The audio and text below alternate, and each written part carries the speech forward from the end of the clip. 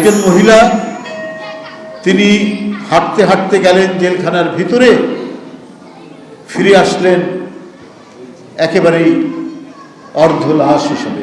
জেলখানার ভিতরে তার ওষুধে, তার খাবারে নানাভাবে কারসাজি করা হয়েছে।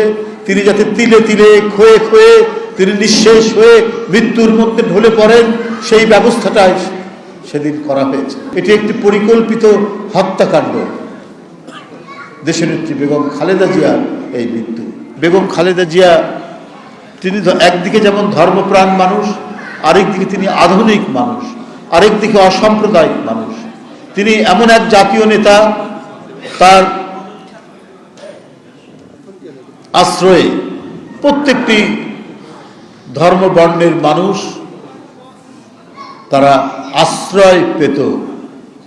তারা মনে করত তিনি তাদের একজন আশ্রয় দেওয়ার মতো, ছায়া দেওয়ার মতো এক ব্যক্তিত্ব।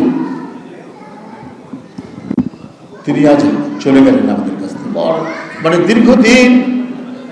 দীর্ঘদিন রোগে শোকে তিনি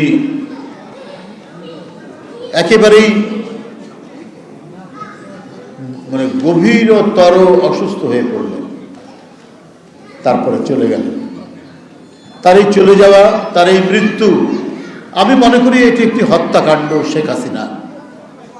একজন মহিলা তিনি হাঁটতে হাঁটতে গেলেন জেলখানার ভিতরে, ফিরে আসলেন একেবারেই অর্ধ লাশ হিসেবে, গুরুতর অসুস্থ হিসেবে।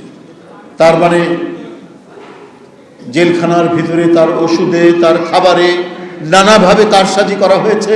তিনি যাতে তিলে তিলে ক্ষয়ে ক্ষয়ে তিনি নিঃশেষ হয়ে মৃত্যুর মধ্যে ঢলে পড়েন, সেই ব্যবস্থাটাই সেদিন করা হয়েছে। তৎকালীন সরকারে যারা ছিলেন তারা সেই কাজটি করেছে। এই কারণে আমি বলি এটি একটি পরিকল্পিত হত্যাকাণ্ড। দেশনেত্রী বেগম খালেদা জিয়ার এই মৃত্যু, তাকে মৃত্যুর দিকে ঠেলে দেওয়া হয়েছে চক্রান্ত করে, ষড়যন্ত্র।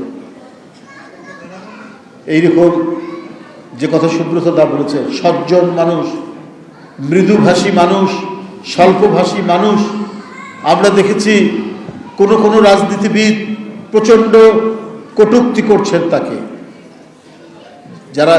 যিনি তাকে প্রতিপক্ষ মনে করতেন, কটূক্তি করছেন, বাজে কথা বলছেন, নানাভাবে হেনস্থা করছেন। কিন্তু তার পাল্টা হিসেবে তিনি একটাও অশোভন কথা বলেনি। তার সাংস্কৃতিক উচ্চতা এত বেশি ছিল, এত উপরে ছিল যে সেখান থেকে তিনি কখনোই নেমে আসেননি সাধারণ স্তরে। নেমে এসে পাল্টা তিনি কুরুচিপূর্ণ কথা বলেন।